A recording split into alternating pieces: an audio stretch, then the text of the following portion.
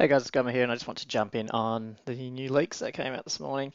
So finally getting to see the rules and a clearer picture of what Warhammer is going to be, I guess. I'll talk a little bit more about Warhammer Fantasy Battles near the end, but I'll just run through my initial thoughts. I've only just started watching Mitch's reviews of the rules and got about a slide in and thought, well, before I, you know, copy everything he does. Maybe I'll just put my own down. I don't know how much originality I'll bring to the conversation, but just what my thoughts are for people who are interested in that. So obviously we're getting a new game. And look, I think it's going to bring new people in. Whether or not it's the same type of people we want to bring in is yet to be seen. I think if I'll get rid of the negatives first. I think if Games Workshop are hoping to pull money out of the current 40k player base, I think that's just going to make 40k suffer. I would imagine people are capped out on the spending they have for Games Workshop. So the only way this is going to succeed is if new people start spending money, or old people who aren't spending money now start spending money. Um, who knows? That's yet to be seen. However, some of the, what, call them rumors, almost facts now with this about being free rule sets and things like that. Maybe that's going to offset any additional costs if all you need to buy is models. Yeah, I can see that succeeding a little bit. So hats off to them for, I guess this is radical change, not just in the game, but also how they're bringing things to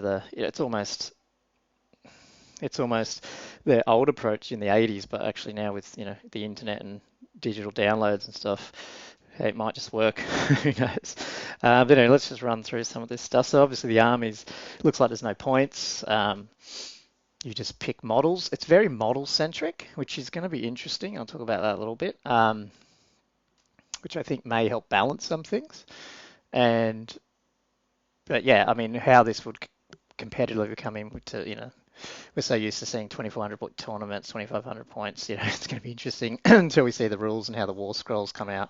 I guess we won't know, but I'm not as down on the fact that there's no points. I think at least the little bits that in these 4 pages, that seems to be the ability that you're not gonna rock up against someone who's got 1,000 models and you drop 10 on the table. That's not going to happen. Um, so that's going to be interesting. Uh, you know, Maybe there will be unit caps to sizes. We don't know. I guess I don't think there was anything that I read in there for that. So I think at the end of the day, I think games like could be stupid to cap unit sizes. I mean, why if something's good, let people buy models. But you know, we'll see how that works. So it looks like the second page here is the setup, the table. It all seems to be pretty similar. I think there's new rumors that there's new 2 foot by 2 foot square boards coming out. Again, that would sort of come with this new terrain stuff that's been rumored. So, our tables and our frontline gaming mats aren't going to be invalid. Yay! Um, so in that regard, I'm pretty happy with that. We still have the general how you count out, and this is where I was getting into the models. I think the model count is actually going to help possibly balance some of this stuff because they're talking about 75% of starting models and things like that. So, if you come along with, who knows, but I'm going to drop 3 Demon Princes and 3 Chimeras on the table. I've only got 6 models, so if I can knock out some of them, um, you're going to lose. Whereas if I've got 50 Black Orcs running around, you're going to chip away a lot more. So you have to chip away a lot more. So maybe that's how they're going to simplify it and keep some things under the power curve. Again, that sudden death victory goes into a little bit of that. Um, so, if you line up at the table and you've got 1/3 more models and the other player is outnumbered and he gets what looks to be some options about rolling for different victory conditions or scenarios. So that, again, is another, using the model count to sort of balance things rather than a points or um, a set unit type, I think may help. But who knows? This is all total speculation at the moment. So I've just written some notes that I'm just reading on the side.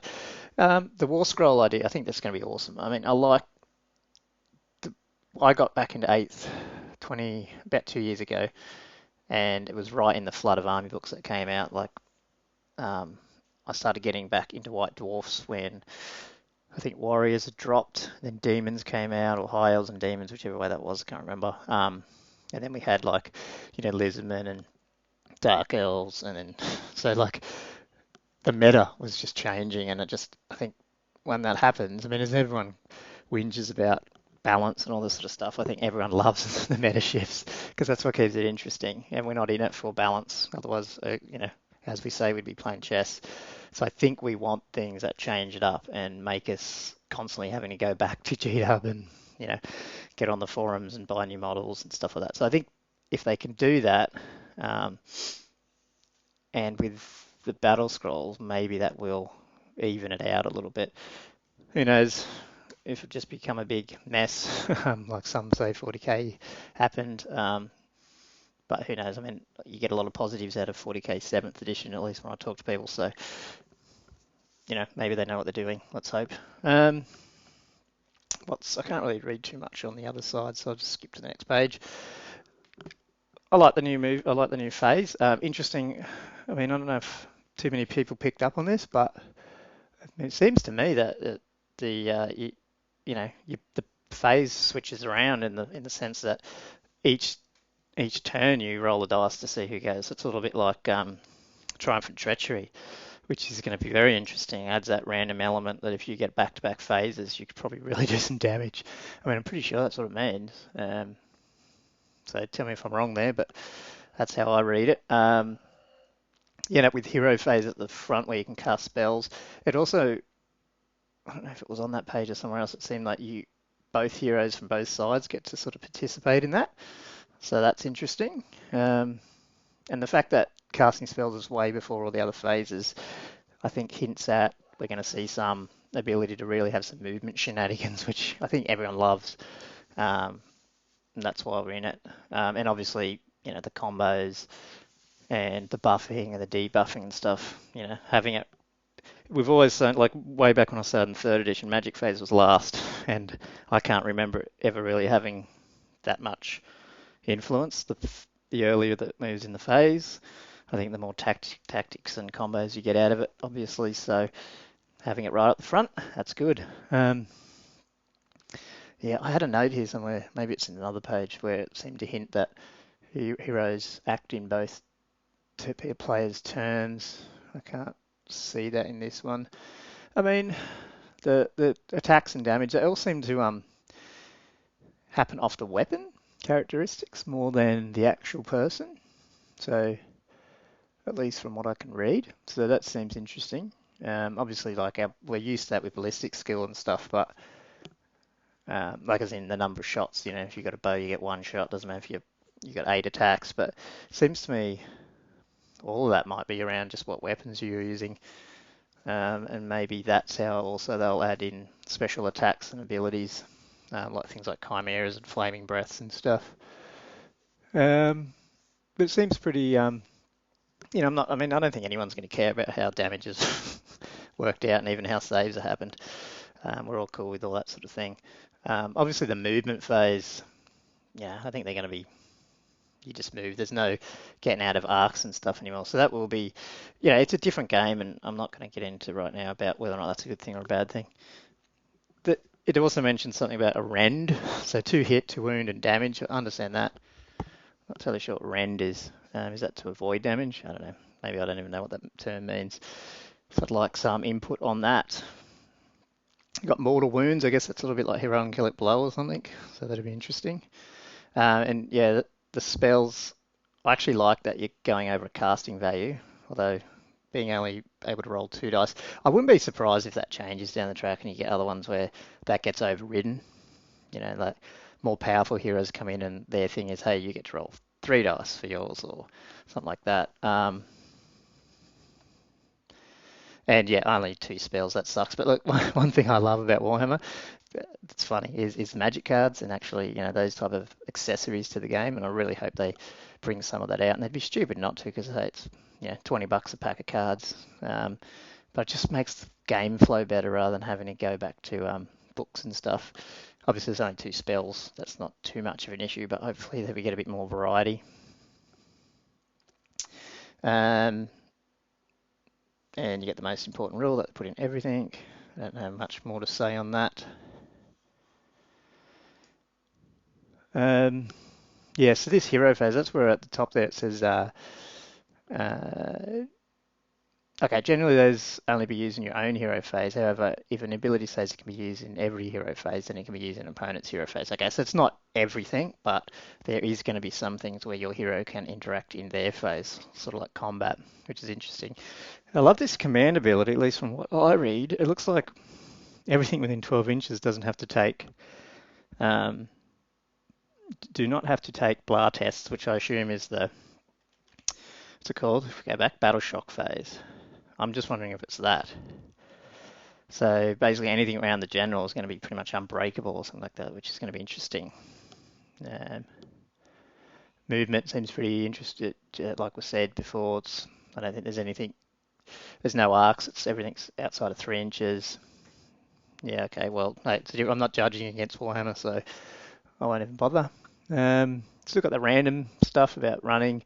Charging's like a bit more like 40k, which is fine. I think that's fine too. I don't mind that.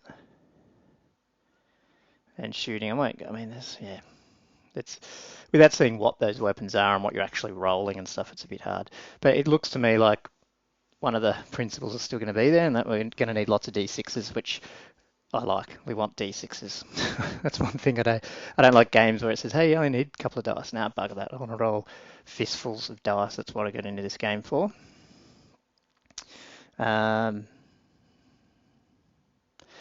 And yeah, so it's hard to say without seeing what we're actually rolling against to comment. But we have the same shooting, hitting, killing. That's not too bad. So this battle shock phase is the interesting thing I want to bring up there was it did look like. So you're doing it at the end of turn again, which simplifies it, which is cool. But that you add 1 to the bravery characteristic being used for every 10 models in the unit. So again, here's another balancing thing, which I think is important. And people with big units are going to get big advantages against,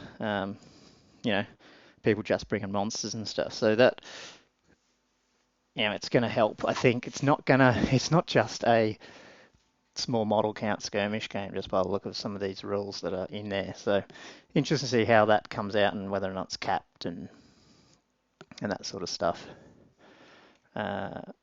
It obviously means people like us who have lots of models right now can get into this pretty damn cheaply, at least to try the rules out, considering they're free.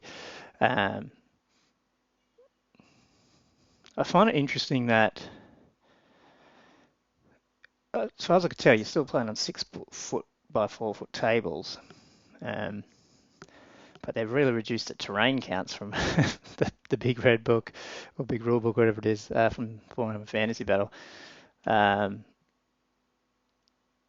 is this per? This is per 2 foot square. Okay, I misread it. Okay, that makes more sense. Okay, so you're looking at getting up to, whatever that is, 3 by 6, 18. Okay, that makes much more. Sorry, I've totally misread that. So we're looking at getting anywhere from, no terrain features right up to something like 18 terrain features on the board. That makes sense. It's skirmishy based with the figures and stuff, so we want more scenery. And it looked to be true line of sight, at least when I was looking at the shooting rules that you can see. So, hey, I'll give this a go. I was a bit down on it at the beginning when I saw some of this stuff coming out. Not too wrapped on the models. They're crap quality picks, so I think they will look better in the end. But I tell you, the models didn't grip me as I wanted to go out and get them. But yeah, of course I will. I'll go get the starter set. But I think so getting into what they're actually going to do with the free downloads. This is just going to be, it's a great move by them, I reckon.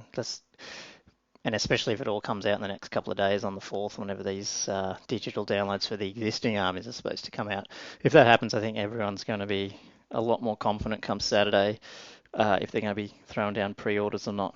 Um, it's a good move, and even if the other downloads in the future models are going to be costing, or they're going to just only be in the models, I can bear that as well for the new models. But at least they're giving us stuff. I mean, geez, GW and free doesn't even come in the same sentence, so I guess we have to be like an abused child. We've got to be happy at that, happy with that. Um, but it does mean the vets get something that the newbies don't, and that is we can trial this out on big games. We can try it out for nothing. And get a feel for it before we decide if we're going to go ahead with it. I personally am. I think I'm going to have a go at it and paint up some stuff and play it as a separate game. That's what I'm viewing this as. I've still got Warhammer Slow Grow happening for 8th. I'm still going to keep with that. And my thoughts going into that would be, I think we're going to see Warhammer Fantasy Battle survive, at least at the community level. I know people have been saying this, and I'm going to stay with 8th, but I think it's not so much a rage quit as I think you're seeing Warhammer 3rd still around because people like that. I mean, in our club, we just had an epic 40k big bash that weekend. Every year we have Blood Bowl played. I'm not saying it's to the level of what we've seen with Warhammer Fantasy Battle lately with tournaments, but this is a new era, and 8th, I think, in the model collection range and everything is so big and so mature that I think Warhammer Fantasy Battle 8th will stay around in some form. I think there will be enough people who don't want to get into Age of Sigmar or want both that some type of living rule set or community-driven effort may pop up, which, hey, isn't a bad thing either. And, you know, if the community does it right and can bring some of the elements of these guys' new models into that as well, hey, it's a win-win for everyone. So if that happens, that's good. If it doesn't, there's plenty of games to play, and this game seems not too bad, at least from what I've read. Although I've just, got to get your head around the fact that this is a new game, and Warhammer Fantasy Battle is dead in that sense. Not dead. I mean, hey, you can still play it. I'm still going to play it, but it's not. You're not going to walk into a store and buy Warhammer Fantasy Battle anymore, which is a shame. It's been killed because of, I think, Games Workshop's stupidity. But that's what happens. Can't do anything about it. So anyway, that's just my original thoughts. Seeing these pop up this morning. Don't know if it's really that insightful. Leave your comments, let me know. And hopefully we'll see more over the next day and more as we approach Saturday. Cheers, guys. I'll talk to you later.